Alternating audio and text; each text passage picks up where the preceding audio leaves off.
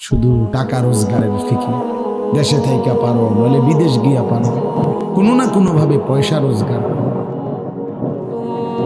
টাকা রোজগার করলে মা বাপ খুশি, টাকা রোজগার না করলে মা অখুশি।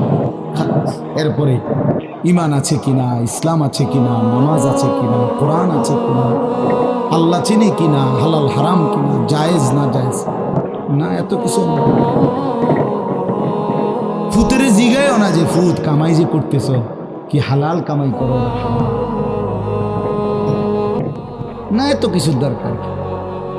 টাকা দিতেছে, খাইতেছে, ঘুমাইতেছে, বিল্ডিং করতে আসে, জমি কিনতে আসে, আপেল মালটা খাইতেছে।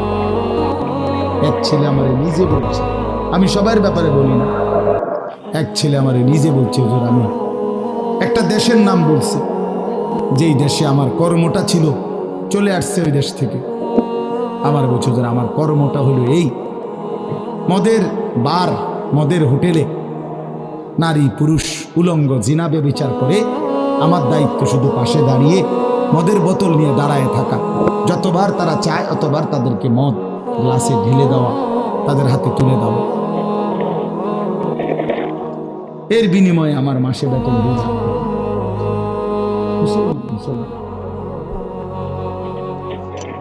মুসলমানের সন্তান, বাংলাদেশের সন্তান।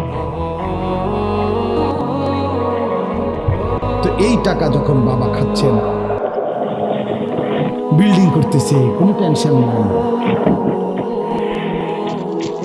আমি আবারও বলছি, আমি সবার জন্য বলি না, ওই বলছে দিকে অট্টা করেছে, কথা বুঝছেন? আমি তো নাম ঠিকানা বলি না।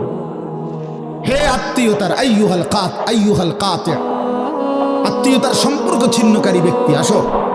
এই জন্য ভাইয়ের সাথে যুদ্ধ করছো, বোনের সম্পদ নষ্ট করছো, চাচারে সম্পত্তি দাও না, এই জন্য, এই দুনিয়ার জন্য নাও, এখন না, এখন যা লাগে নাও। এইভাবে প্রত্যেক নাফরমান পাপীকে, হে হারামখোর সুদ করে দিগা, এখানে টাকা যা লাগে নে, নে বাটপার, এখান থেকে টাকা নে, কি পরিমাণ টাকা দরকার ছিল নে। এইভাবে রাসূলুল্লাহ সাল্লাল্লাহু আলাইহি সাল্লাম বলেন, দুনিয়ার এই সম্পদগুলো কথা বলবে আর ডাকবে, ডাকলে মানুষ আচ্ছা এটা তখন কেরম লাগবে? কথা বুঝেন নাই?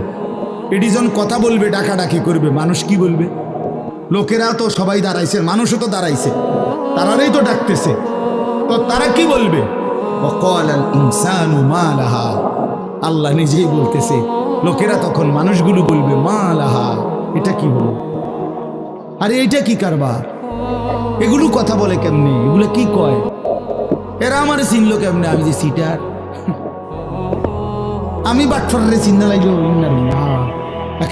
পুরা ধরা অনবিচার আচার কিছুই শুরু হয়েছে না, এখনই বেজ্জতি, বাকিটা তো অবস্থা খারাপ।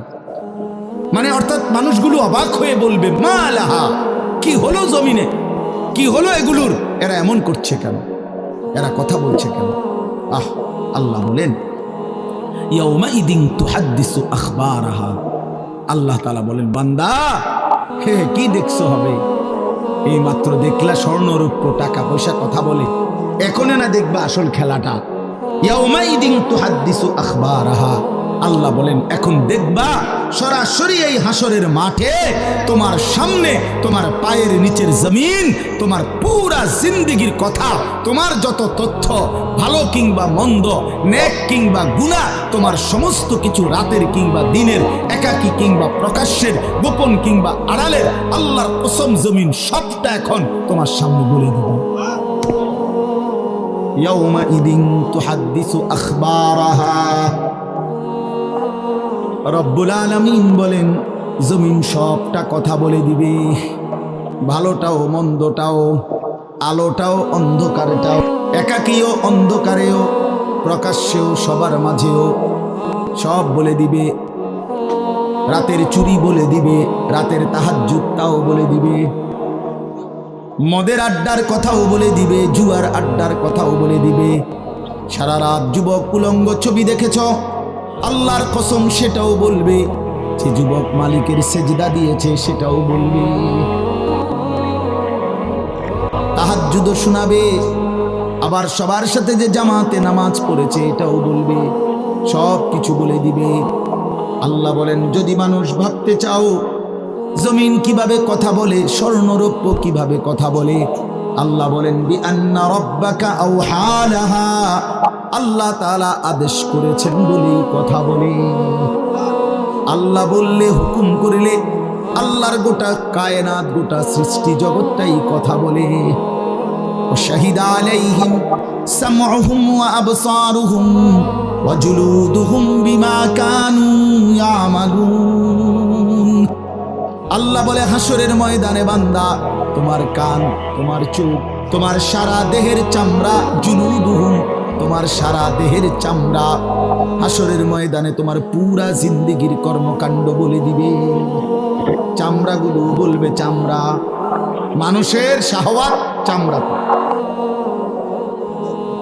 এই জন্য সমস্ত যৌনতার ঘটনা, অসভ্যতার ঘটনা শরীরের চামড়া বলে দেবে। মানুষের শাহওয়াত চামড়া। কথা বুঝছেন কি? চর্মে, চামড়ার মধ্যে শাহওয়াত, কামনা, বাসনা, যৌন চাহিদা। এই জন্য যত লোক দেখবেন বিভিন্ন হসপিটালে, যত ডাক্তার চর্মরোগের ডাক্তার, তত লোক যৌন রোগেরও ডাক্তার। হ্যাঁ, চর্ম ও যৌন রোগ বিশেষজ্ঞ, এটা একই বিষয়, একই সাবজেক্ট। চামড়া মানে আল্লাহ তাআলা বলেন, তোমার চামড়া বলে দিবে কত রাত, কত দিন নারীর প্রতি অবৈধ আগ্রহ, অস্থিরতার, বেহায়াপনার, অসভ্যতা করেছিলে।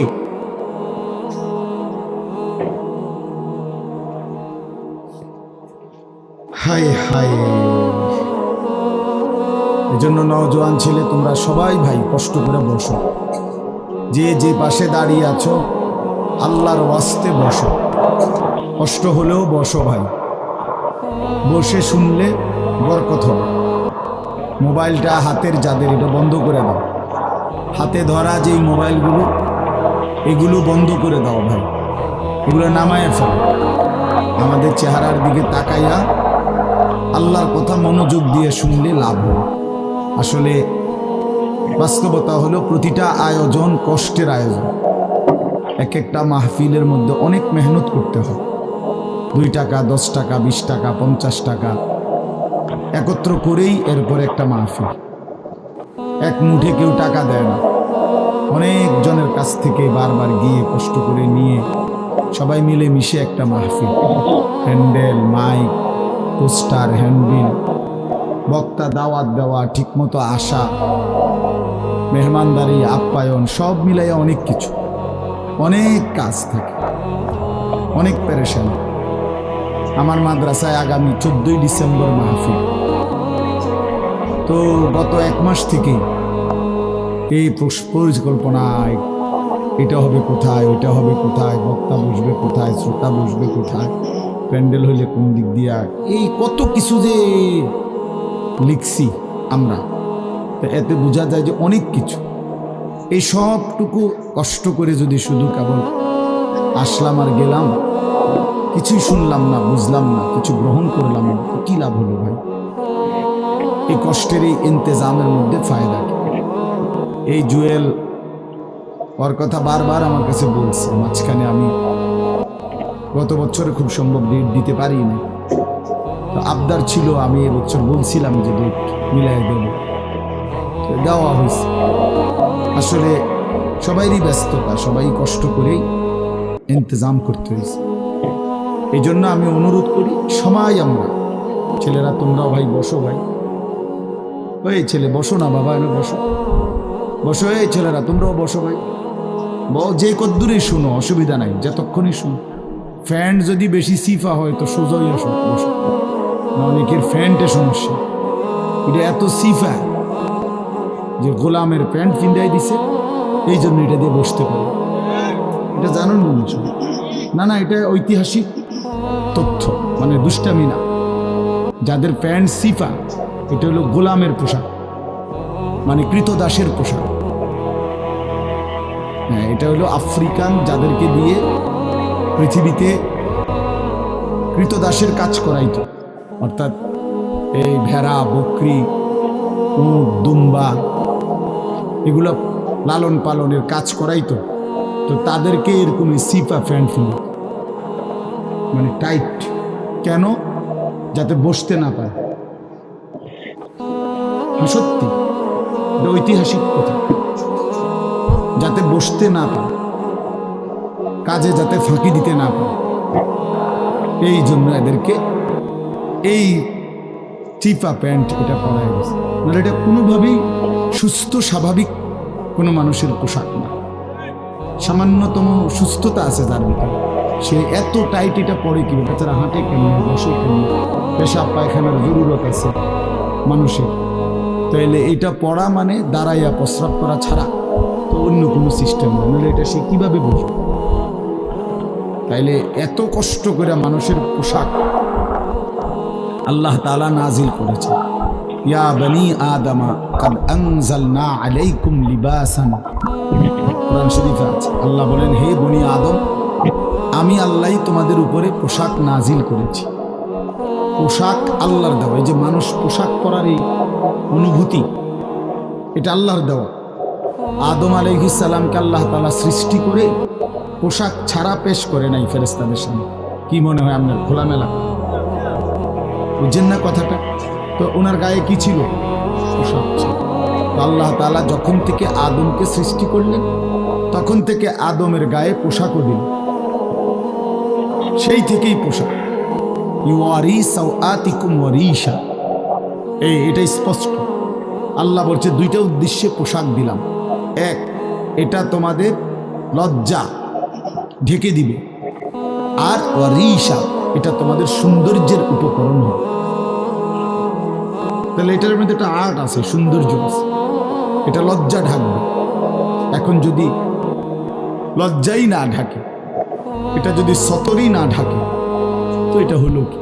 আল্লামা তকি উসমানী দামাত বারাকাতুহুমুল আলিয়া হযরত বলছেন যে কোনো মানুষের, পুরুষের সতর কোমর থেকে নিয়ে, নাভি থেকে নিয়ে হাঁটু, এটুকু জায়গা এভাবে ঢাকতে হবে। একে তো মোটা হইতে হবে কাপড়, যাতে করে পাতলার কারণে চামড়া দেখা না যায়। আরেকটা হলো এতটুকু ঢিলে ঢালা হইতে হবে, যাতে করে এতটা টাইট হইয়া না লাগে, যেন অঙ্গ প্রত্যঙ্গ, রান, পিছনের অংশ কার কেমন এটা বোঝা না যায়। স্বাভাবিক যেন ঢিলে ঢালা, নাই তো এটা কি হয় না, পোশাক হয়। একবারে শরীর সাইজ কাইটটা কাইটা বানানো, এটা কোনোভাবেই সৌন্দর্য না। এই জন্য এটা গুরুত্বপূর্ণ বিষয়। এটা বলে অনেক সময় অনেকেরই দেখি, এই বেচারা আমাদের সাথেও কোনো সময় দেখা করতে আসলে মাদ্রাসায়, মনে করেন মাহফিলে দাওয়াত দিতে আসছে অথবা এমনি দেখা করতে, তো আমাদের তো নিচে বসতে হয় চেয়ার টেবিলে। তো এই নিচে বসতে কইলে আর বই তারা পেটের টানতে টানতে ফ্যান যান শেষ। বেচারা নিজেও কষ্টে প্যারেশানিতে পড়ে, আমরাও প্যারেশানিতে পড়ি। এই জন্য স্বাভাবিক ঢিলে ঢালা পোশাক পরা উচিত, একটু যেন করে চলতে ফিরতে আরাম হয়। ভাই তোমরা বসতে না, তোমরা তো চলে যাও, এটা অপদার্থকতাকার, যাও এখান থেকে, যাও। তোমার মতো দু চারজন শ্রোতা না হলে কি ফালতু কথা। এতবার বললাম, এটা বসতে ক্ষতি কি? আল্লাহর কথা বসে শুনতে হয়। এটা এতবার একটা কথা বলতেছি, এটা যদি গুরুত্ব না হয় তো এটা কি হলো বলে? আল্লাহর কথা বসে শুনতে হয়, এটা তো একটা সার্কাস না। কি বলেন, এটা কি একটা সার্কাস? তাইলে কোরআন শরীফে আছে এটা। মুসা আলাইহিস সালামকে আল্লাহ তাআলা তুর পাহাড়ে জুতা খুলতে বললেন কেন? জুতা খুলে বসবার জন্য। আল্লাহর কথা বসে শুনতে হয়, জুতা খুলে শুনতে হয়, তাইলে নিজের মধ্যে পরিবর্তন আসে। আদব ছাড়া ইলম হয় না। কোরআন সুন্নাহর যে জ্ঞান, এই জ্ঞানের জন্য আদব জরুরি। অন্য পড়ার জন্য এটা এতটা জরুরি। বাংলা, অঙ্ক, ইংরেজি, পদার্থ, জীববিজ্ঞান পড়ার জন্য পেশাব করে ফানি লন লাগে, বুঝেন না? দাঁড়াইয়া বসুক, বসে পড়ুক, বসে পেশাব করুক, এতে কোনো অসুবিধা নেই। কিন্তু আল্লাহর কোরআন পড়বার জন্য, রাসূলুল্লাহ সাল্লাল্লাহু আলাইহি সাল্লামের সুন্নাহ পড়বার জন্য প্রস্রাব করে ঢিলা নিতে হয়, টয়লেট পেপার ব্যবহার করতে হয়, পানি ব্যবহার করতে, টয়লেট পেপার ব্যবহার করতে হয়, পানি ব্যবহার করতে হয়।